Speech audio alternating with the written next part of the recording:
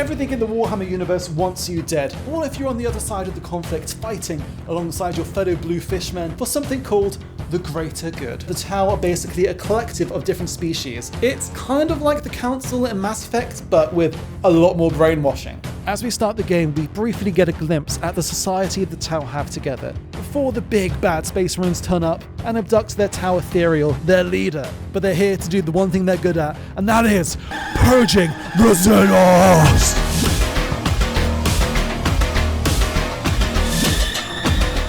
What of this one, Brother Sergeant? No witnesses. Flash forwards to present day as we travel to Dolmith 4, and this is where the game begins. Trooper, is this your first mission? I remember how nervous I was. They can't. Let me help you get ready. No, they can't sound like that. Stay alert. Oh my gosh, this Do is not fail your awful. trial. Awful. No. Okay. So, questionable accents aside, we're dropped off in the midst of an all-out war. We have no information. I don't know who I am. I don't even know who these people are. But it's 2003, and all I know is I have a gun. Oh my god, I think he's dead. Oh, this is actually pretty cool. Come on. This is like peak 2000s nostalgia. This is like the early Call of Duties. Oh, look at the gunfire in the sky. Why is his mech doing that? What's he doing? After storming through the trenches, we find my favourite trope of the early 2000 video games, the mighty turret. Back then, there was nothing cooler than having a turret with unlimited ammo. But my favourite video game from those times was Red Dead Redemption, when we got that Gatling gun and we went to town on all those men. That was peak. So after wiping out countless scores of men, mind you, this is our first mission. We find ourselves at what can only be described as the best place for a boss battle. Am I doing any damage? Ugh. Oh, come on, no. Okay. Okay. So I kid you not, this is the hardest boss battle in this whole video game. I died more times to this little plane than I did to the first boss in Elden Ring. It is so stupid. You get two shot by each of the missiles, you get rinsed to pieces by anything that just happens to be in the vicinity. I don't know how to say it, but this boss battle sucks. And the only way I could actually defeat this little plane was by hiding away behind some cover and kept shooting at it until eventually I got this Halo Infinite Phantom style explosion. This is me coming from the future, but this is what that Phantom looks like, by the way. But man, this is a complete different tangent. I love Halo Infinite for a majority of weird reasons. Let me know if you want to see that. Your trial by fire went well, young warrior. You helped Malkaor team escape. You must gain access to the prison and the cells in the tunnels beneath. Our next task is to infiltrate those prisons and rescue our Tau friends. We're storming some trenches yet again, but it reminds me of one of my most favourite games of my childhood, Star Wars Republic Commando, where you're fighting through the trenches of Geonosis to infiltrate their base. It's pretty much quite similar to what we're doing right now, actually, but that game, it is so good. But it was as I was playing through this section, it brought back so much nostalgia for these early 2000s video games. Remember Time Splitters? Remember Metal Arm's glitch in the system? Because those games were peak. They were so good, and I haven't been able to be hit by that nostalgia since. As we go through some caves, blow up some pipes, and sneak through some tunnels, we finally make it to the underground bunker. It is too late, Trooper.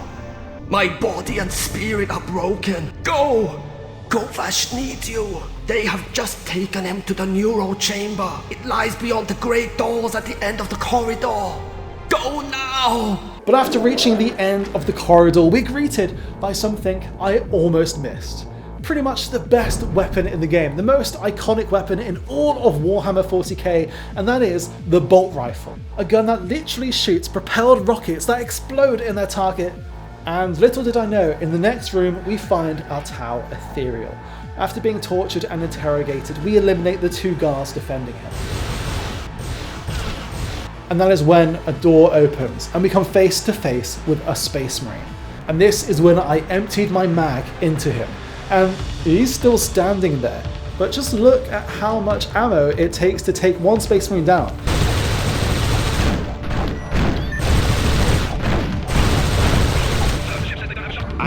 out on that ship. Do you understand? Get me out now! After evacuating with the Tau Ethereal, we head back to our ship under fire as the Imperium launches boarding vessels in an attempt to take our damn ship.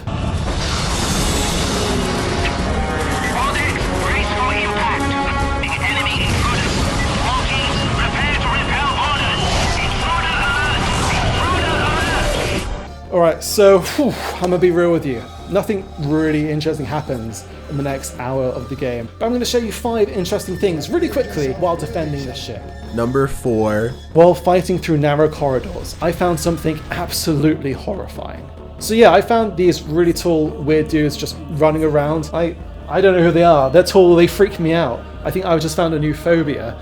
But I think they might be engineers or like civilians on the ship. I think they're really cool. It's nice to see some other character models in this game. But if you know who they are, let me know. This, unironically, was my favourite part of the mission. There are these lifts that look identical to Halo Combat Evolved. That's literally it, they're lifts, or elevators. I think they're great. Halo Combat Evolved, though, one of my favourite games. Let me know if you want to see me do the new one when it comes out later this year. While exploring the ship, we also find a cinema room. It's probably a boardroom meeting, but I like to think there's a human within the Tau Society that was like, you know what's a good idea? Cinemas. And they just show these pictures. I thought that was kind of interesting.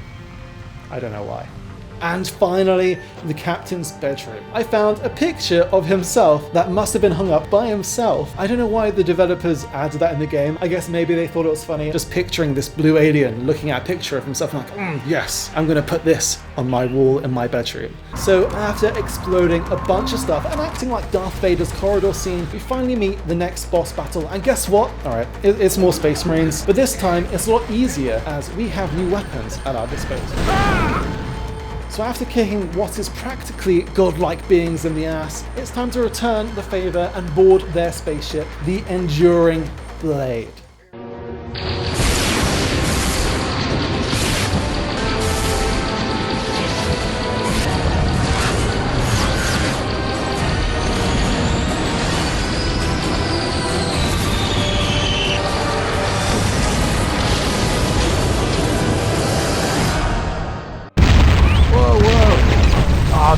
This is actually pretty cool. I'm in space. Okay, so I'm starting to see the pattern of how this ship-to-ship combat works, and I'm going to do you a huge favour and cut about 2 hours of gameplay out, because this is basically it. But there is one interesting segment where we're being shot at by a sniper in some weird outside gravity place. There's still gravity on the outside of the ship. I don't know how that works.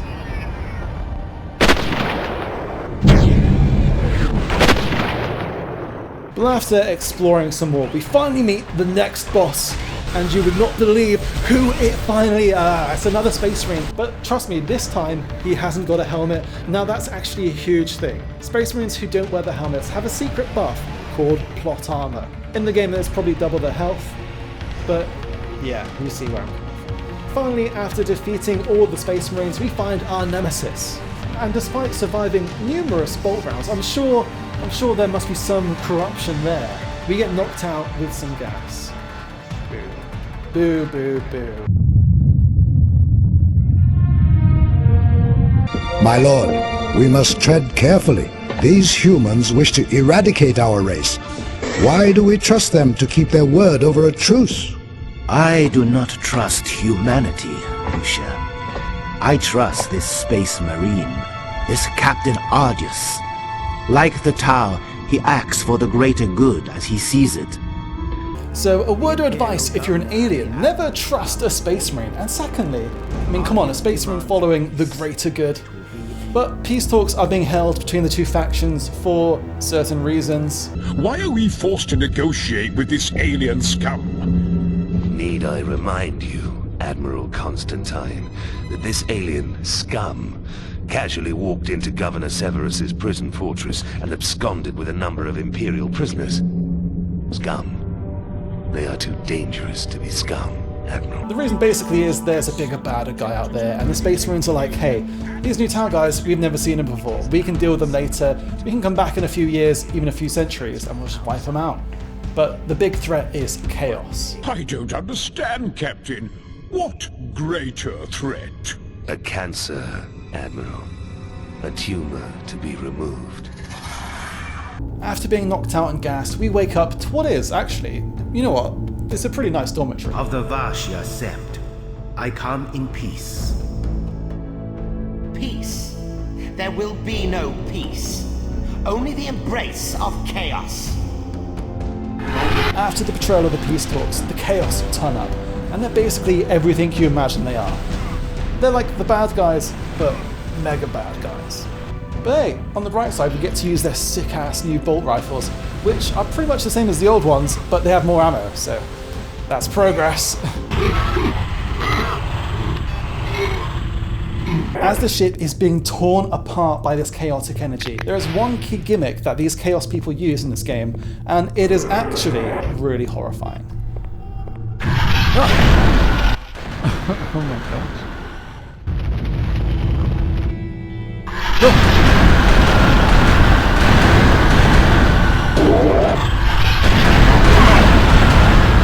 They jump scare you. I don't know why, but they scared me so much. And after battling our way through the ship, we find ourselves in a wonderful Halo 2 style elevator fight.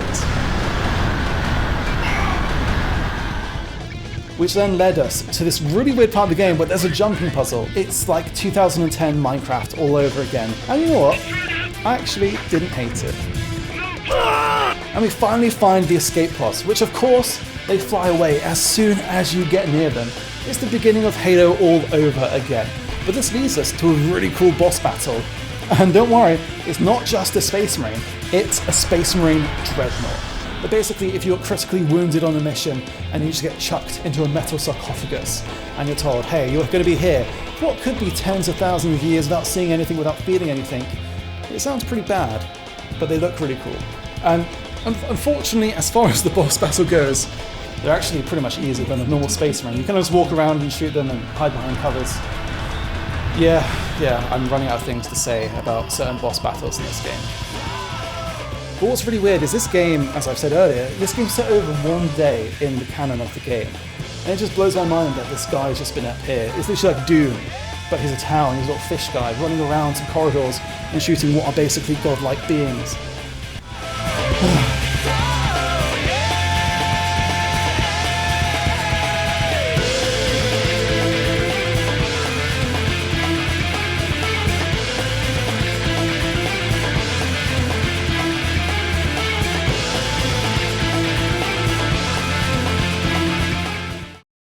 And when we land, we're presented with, finally, a brand new enemy type, the Raptors. Chaos Space Marines, but they have a jetpack, and they have this really weird animation style. They just run at you, claw at you, sometimes they have a pistol and shoot you.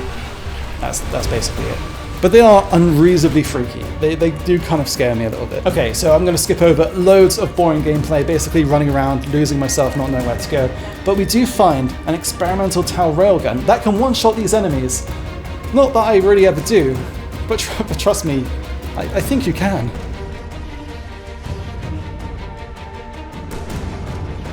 So after clearing out a bunch of warehouses, we find a Titan. Basically the big robots from Pacific Rim, but with massive guns for arms.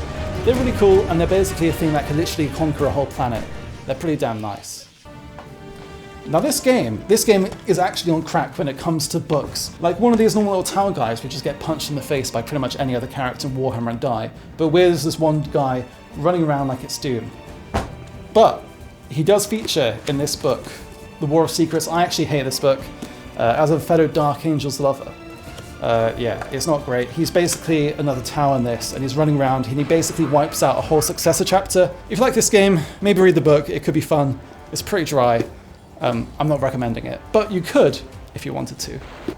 So after getting lost for what basically felt like an hour, oh my gosh, I just didn't know what to do. But we finally destroyed the Titan, and we find something far, far worse. That's right, it's boss battle time again, but this time we're facing an even greater enemy, a demon prince. Like literally a demon prince. Like how much harder can that get?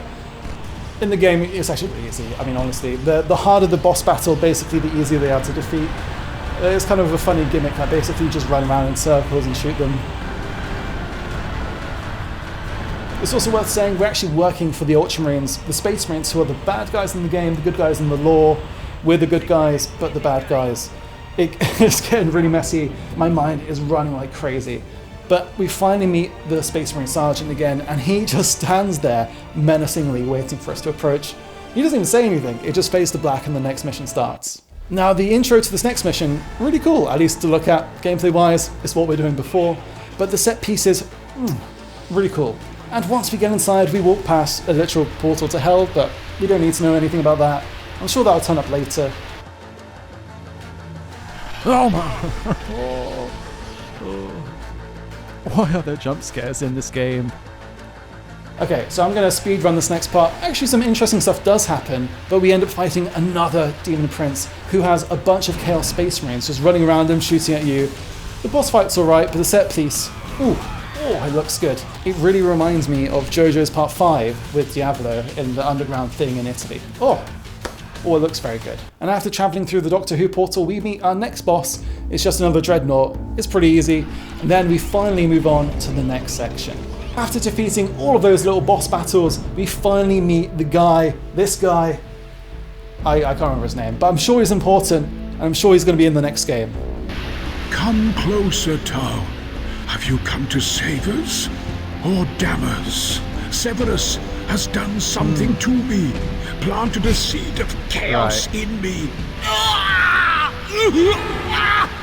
The chaos seed is changing me! Kill me now, before I transform! I'm trying. Kill me! I'm trying.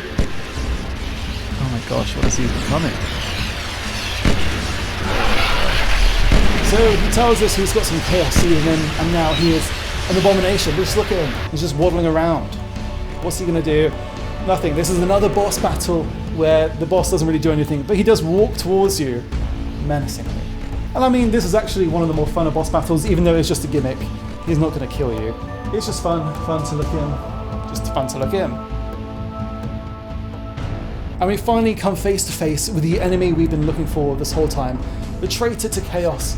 And he has this whole really slow speech, basically saying how Tau can't have psychic powers, like humans or other chaotic beings can, so they're useless to chaos, but the Space Marines, they can. And he wants the Space Marine Sergeant, and a boss battle ensues. Which is a really funny boss battle, because the whole time he's just shooting you and mocking you. He's like, you suck, you're a loser, I'm good, come and join me, we're great. It's funny, I actually really like this part. Why do you run?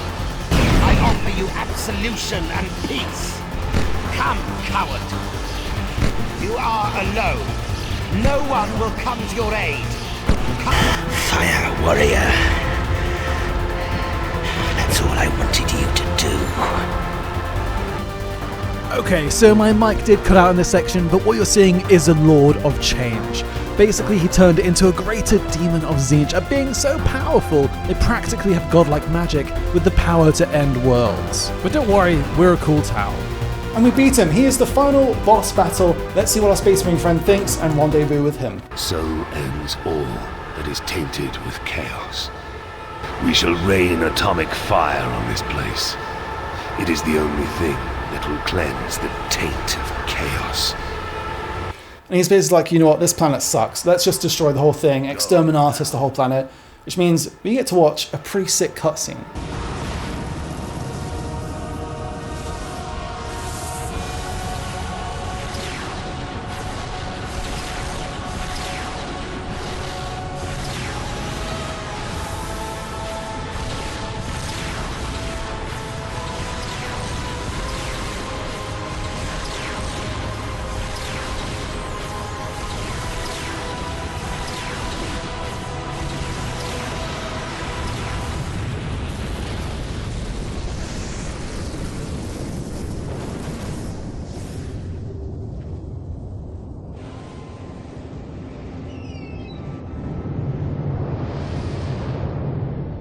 But the game just ends with two Tau bros, you know, just stoically looking out, and I kind of love that.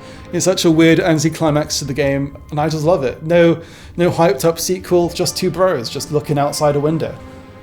And I think we can all learn something from that. And if you enjoyed this video, this is my first ever video on here. So if you like, make sure to like and subscribe. I've been Reese, and I'll catch you in the next one.